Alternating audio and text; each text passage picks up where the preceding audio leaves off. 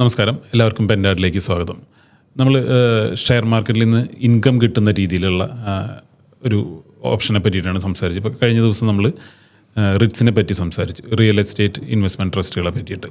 ആ രീതിയിൽ തന്നെയുള്ള മറ്റൊരു ഓപ്ഷനെ പറ്റിയിട്ട് നമുക്കിന്ന് സംസാരിക്കാം. എനിക്ക് അപ്പോൾ ഇൻഫ്രാസ്ട്രക്ചർ ഇൻവെസ്റ്റ്മെൻറ്റ് ട്രസ്റ്റുകൾ എന്ന് പറഞ്ഞിട്ട് ഇപ്പോൾ ഇൻവെസ്റ്റ് എന്ന് പറഞ്ഞിട്ട് ഒരു ഓപ്ഷൻ ഉണ്ട്. അപ്പോൾ ഇത് ഓപ്പറേറ്റ് ചെയ്യണമെങ്കിൽ സെയിം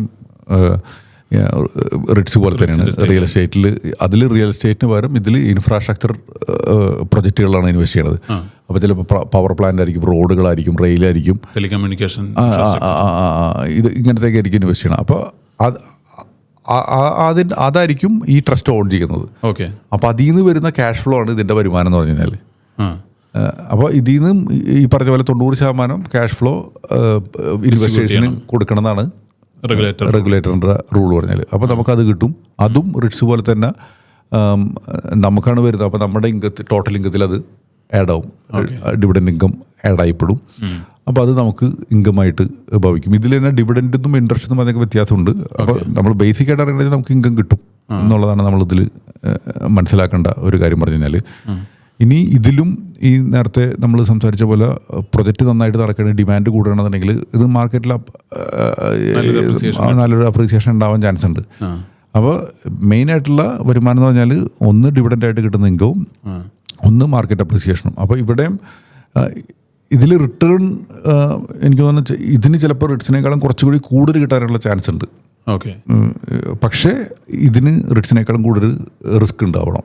കാരണം ഇത് പ്രൊജക്റ്റുകളുണ്ടായി. കാരണം ആ പ്രൊജക്റ്റ് വല്ല ഹോൾഡായി, വല്ല ക്ലൈമാറ്റിക് പ്രോബ്ലമോ അല്ലെങ്കിൽ റെഗുലേഷൻ്റെ ഈ ഗവൺമെൻറ് വല്ലതും ഇടപെട്ട് ഇത്, കാരണം ഇതൊക്കെ ഇപ്പോൾ പവർ പ്ലാന്റൊക്കെ ആണെങ്കിൽ ചിലപ്പോൾ വല്ല കോളിലൊക്കെ പ്രവർത്തിക്കുന്നത്, വല്ല ഗ്ലോബൽ വാർമിങ്ങും ഈ പ്രശ്നങ്ങളൊക്കെ ചിലപ്പോൾ അങ്ങനെയൊക്കെ വരാമല്ലോ.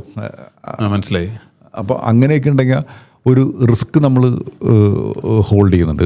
ടോൾ റവന്യൂവിൽ എന്തെങ്കിലും ചേഞ്ച് ചിലപ്പോൾ ആ പർട്ടിക്കുലർ റോഡിന് ഡിമാൻഡ് കുറഞ്ഞു, ടോള് കുറയ്ക്കുക, കട്ട് ചെയ്യാൻ അല്ല കട്ട് ചെയ്യുന്നതിനേക്കാൾ ഉപരി ഇപ്പോൾ ചിലപ്പോൾ ഇപ്പോൾ ഒരു ഇപ്പോൾ എനിക്ക് അങ്ങനെ പറയാൻ പറ്റില്ല. ഇപ്പോൾ പൂനെ ബോംബെ റോഡ് എടുക്കുകയാണ്, എക്സ്പ്രസ് ഹൈവേ. അപ്പോൾ അവർ അതിന് പകരം വേറൊരു എക്സ്പ്രസ് ഹൈവേ കൊണ്ടുവന്നു.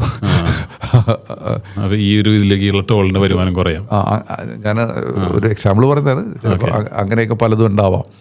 അല്ലെങ്കിൽ പവർ പ്രൊജക്റ്റ്, അപ്പോൾ ആ പവറിന് എന്തെങ്കിലും സിറ്റുവേഷനായിട്ട് നിർത്തി വെക്കേണ്ടത്. അപ്പോൾ അങ്ങനെയൊക്കെയാണ് ക്യാഷ് ഫ്ലോയിൽ വല്ല വ്യത്യാസം വരാം.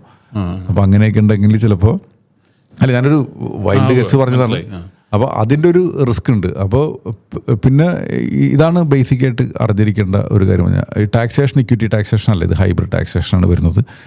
അപ്പോൾ ടാക്സ് കുറച്ചും കൂടിയും കൂടുതലാണ് ഈ ഒരു സിറ്റുവേഷൻ റിച്ച്സിനെ അപേക്ഷിച്ചിട്ട്. അപ്പോൾ രണ്ട് ഡിഫറെൻറ്റ് അസറ്റായിട്ട് കണ്ടിട്ട് ഇൻവെസ്റ്റ് ചെയ്യണമെങ്കിൽ ഇപ്പോൾ നമ്മുടെ ഒരു പോർട്ട്ഫോളിയോയിൽ ഇപ്പോൾ നമ്മൾ നോക്കുകയാണെങ്കിൽ ഒരു മ്യൂച്വൽ ഫണ്ടും പേപ്പർ അസറ്റ്സിലൊക്കെ ആയിട്ട് നമുക്കൊരു ഇൻവെസ്റ്റ്മെൻ്റ് ഉണ്ട്. അതിൽ ഒരു 5% നമ്മൾ റിട്സും ഇതിനും കൂടി കമ്പൈൻഡ് ആയിട്ട് കൊടുക്കുക, അല്ലെങ്കിൽ 5% റിട്സിനും ഇതിനും ഒരു 2% എന്നുള്ള രീതിയിലൊക്കെ, അങ്ങനെയൊക്കെ അതൊരു അസറ്റ് ലൊക്കേഷൻ ക്ലിയർ ആയിട്ട് പഠിച്ചിട്ട് തന്നെ ചെയ്യണം. ഓരോ ഇൻഡിവിജ്വൽസിനും വ്യത്യാസമായിരിക്കും. അപ്പോൾ അങ്ങനെ ഒരു അലോക്കേഷനിൽ ഇത് കൊടുത്തു കഴിഞ്ഞാൽ ഒരു വരുമാനം ഉണ്ടാക്കാൻ പറ്റിയൊരു അസറ്റ് തന്നെയാണ്.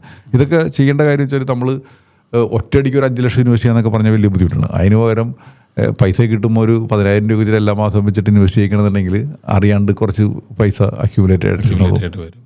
ഒരു ആവറേജ് പ്രൈസിങ്ങിൽ നമുക്ക്. അതെ. ഇത് സിമ്പിളായിട്ട് ഇപ്പോൾ നമുക്ക് മാർക്കറ്റിൽ അവൈലബിൾ ആണ്. ഒരാൾക്ക് ഡിമാറ്റ് അക്കൗണ്ട് ഉണ്ടെങ്കിൽ അവർക്ക് ഇപ്പോൾ ഡിമാറ്റ് അക്കൗണ്ട് പുതിയതായിട്ട് കൊടുക്കണമെങ്കിൽ PAN card, Aadhaar card, bank proof കൊടുക്കണമെന്നുണ്ടെങ്കിൽ അത് ചെയ്യാം. എന്നിട്ട് നമുക്ക് ഇതൊക്കെ ഇൻവെസ്റ്റും ഇതൊക്കെ ചെയ്യേണ്ട, റിട്സൊക്കെ ചെയ്യേണ്ട കാര്യം വെച്ചാൽ നമുക്ക് പൈസ വരുമ്പോൾ UPI വെച്ചിട്ട് ഡിമാറ്റ് അക്കൗണ്ടിലേക്ക് പൈസ ട്രാൻസ്ഫർ ചെയ്യുക, എന്നിട്ട് അപ്പം തന്നെ വാങ്ങാം. ഇപ്പം എൻ്റെ പേരിൽ കിടക്കുന്ന റിട്സും ഇതൊക്കെ എങ്ങനെയാണെന്ന് വെച്ചാൽ 1000 രൂപയ്ക്കൊക്കെ വാങ്ങി അക്യുമുലേറ്റ് ചെയ്ത് മാത്രമാണ്. അല്ലാണ്ട് ഞാൻ ഒരിക്കലും പൈസ കൂടുതൽ അടിച്ചിട്ട് ഇൻവെസ്റ്റ് ചെയ്തിട്ടില്ല. അത് ഞാൻ എപ്പോഴും വിചാരിക്കണമായിരുന്നു. ഇങ്ങനെ വല്ലപ്പോഴും ഇടയ്ക്ക് വെറുതെ ഡിമാറ്റ് അക്കൗണ്ട് ആക്റ്റീവായി നിർത്താനായിട്ട് ഞാൻ വെറുതെ പൈസ ട്രാൻസ്ഫർ ചെയ്യും. ചിലപ്പോൾ 10,000 രൂപ, 5,000 രൂപയൊക്കെ ഉണ്ടാവുള്ളൂ. അതിൽ എപ്പോഴും ചെയ്യേണ്ട ഒരു സ്പ്ലിറ്റാണ് ഈ 3 റിട്സ്, ഇൻവെസ്റ്റ്, കൂടുതൽ റിട്സാണ് ചെയ്യാറ്. പിന്നെ ഗോൾഡ് ETF വെറുതെ വാങ്ങി വയ്ക്കും. അപ്പം ഏത് ഷെയർ അങ്ങനത്തെ ടെൻഷൻ അടിക്കില്ല. അല്ല, ഇപ്പോൾ ഈ പറഞ്ഞപ്പോൾ ഇതിൽ നോക്കിയപ്പോഴാണ് ശരിക്കും ഈ റിട്സ് അല്ലെങ്കിൽ ഇൻവെസ്റ്റിലൊക്കെ ശരിക്കും പറയുകയാണെങ്കിൽ ഈ ഹ്യൂജ് എമൗണ്ട് റിയൽ എസ്റ്റേറ്റ് വാങ്ങുന്നതിനോ അല്ലെങ്കിൽ ഒരു ഇൻഫ്രാസ്ട്രക്ചർ പ്രോജക്റ്റിലോ ഇൻവെസ്റ്റ് ചെയ്യാനോ ഒരു ഹ്യൂജ് എമൗണ്ട് വേണ്ട. ഒരു സാധാരണക്കാരന് ചെറിയ തുക വെച്ചിട്ട് വേണമെങ്കിലും ഇതിൽ ഇൻവെസ്റ്റ് ചെയ്ത് അതിൻ്റെ ഒരു ഗ്രോത്തിൽ പാർട്ടിസിപ്പേറ്റ് ചെയ്യാം, അതിൻ്റെ ഒരു ഇൻകം ജനറേറ്റ് ചെയ്യാനും പറ്റും. ഇതിൽ റിസ്ക് ഉണ്ട്. നമ്മൾ ഒരിക്കലും ഒരു റെക്കമെൻഡേഷൻ അല്ല ഇതൊന്നും പറയണത്. പക്ഷേ എപ്പോഴും ഇങ്ങനെ ഒരു കാര്യത്തെക്കുറിച്ച് നമ്മൾ ഓപ്ഷൻ ആലോചിച്ചിട്ട് നമ്മൾ ചെയ്യണമെങ്കിൽ നല്ല. കാരണം ഇപ്പോഴത്തെ അവസ്ഥയിൽ demat account it's no brainer. And എനിക്ക് തോന്നുന്നു പണ്ട് നമ്മൾ വീട്ടിൽ കാശ് കൊടുക്കണ്ടായിരുന്നില്ലേ? പണ്ട് ഓരോ ബാങ്കിനും നമുക്ക് പണ്ട് എനിക്ക് ഏത് ബാങ്കിലാന്ന് പറഞ്ഞില്ല, എല്ലാവർക്കും ഒരു TV പോലത്തെ ഒരു കാശ് കൊടുക്കുക വീട്ടിലൊക്കെ ഉണ്ടായിരുന്നു, ഓർമ്മ ഉണ്ടാവും.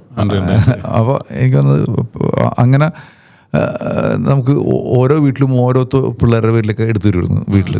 അതേമാതിരി എല്ലാവർക്കും നമുക്ക് വേണ്ട കാര്യമാണ് ഒരു ഡിമാറ്റ് അക്കൗണ്ട്. അത് കാശ് കൊടുക്കുക പോലെ കണ്ടിട്ട് ഇതിൽ ഇൻവെസ്റ്റ് ചെയ്ത് കഴിഞ്ഞാൽ സ്വർണം വാങ്ങി വയ്ക്കുക, റിട്സ് വാങ്ങി വയ്ക്കുക, ഇൻവെസ്റ്റ് വാങ്ങി വയ്ക്കുക, ഇനി ഏതെങ്കിലും ETF നിഫ്റ്റിയാ എന്തെങ്കിലുമൊക്കെ വാങ്ങി വയ്ക്കുക. ഇത് ഈസി ആയിട്ട് ചെയ്യാവുന്ന കാര്യമുള്ളൂ. ഇതെല്ലാം തന്നെ ഒരു ബെനിഫിറ്റ് ഉള്ളതെന്ന് വെച്ചാൽ റെഗുലേറ്ററുടെ പ്രൊഡക്റ്റ് ആണ്. കൃത്യമായിട്ട് മോണിറ്റേർഡ് ആയിട്ട് ഓഡിറ്റഡ് ആയിട്ട് ഇതൊന്നും ആരും പൈസ ഒന്നും ആ പർട്ടിക്കുലർ ഇൻവെസ്റ്റ്മെൻറ്റ് നടത്തിയിട്ടുള്ള അസറ്റിന് എന്തെങ്കിലും പ്രോബ്ലം വന്നാലേ നമ്മൾ ഇപ്പം നേരത്തെ പറഞ്ഞ പോലെ പവർ പ്ലാന്റിന് എന്തെങ്കിലും കാര്യങ്ങൾ നിർത്തി വെക്കേണ്ടതെന്ന്. അങ്ങനെയാണെങ്കിൽ ഇതിൻ്റെ റിസ്ക്. അതല്ലാതെ ആ ഇൻവെസ്റ്റ് ചെയ്ത സാധനം ആരും തട്ടിക്കൊണ്ടുപോകാൻ വിഷയമില്ല. ഒരു സ്കാമല്ല. ഓക്കെ. അപ്പോൾ എല്ലാവരും തന്നെ ഈ രീതിയിലുള്ള ഇൻവെസ്റ്റ്മെൻറ്റ്സുകളും നിങ്ങളുടെ ഒരു ഇൻവെസ്റ്റ്മെൻറ്റ് ഡൈവേഴ്സിഫിക്കേഷൻ്റെ ഭാഗമായിട്ട് ചെയ്തിട്ട് അസറ്റ് ക്രിയേഷനിലേക്ക് ഇതും ഒരു അലോക്കേഷൻ ചെയ്തെടുക്കുക. പിന്നെ ഈ പറഞ്ഞ പോലെ നമ്മളുടെ റിക്വയർമെൻറ്റുകൾ കാര്യങ്ങളനുസരിച്ചിട്ടൊരു എക്സ്പേർട്ടിനോട് അല്ലെങ്കിൽ ഫിനാൻഷ്യൽ അഡ്വൈസറോ ഫിനാൻഷ്യൽ പ്ലാനറോടോ സംസാരിച്ച് കഴിഞ്ഞാൽ നിങ്ങൾക്ക് നല്ല രീതിയിലുള്ളൊരു അലോക്കേഷൻ എങ്ങനെയാണ് സ്പ്ലിറ്റ് ചെയ്ത് ചെയ്യേണ്ടതെന്നുള്ള ഒരു അഡ്വൈസ് എടുത്ത് ചെയ്യുകയാണെങ്കിൽ കുറച്ചുകൂടി ബെനിഫിറ്റ് ആയിരിക്കും. Thank you.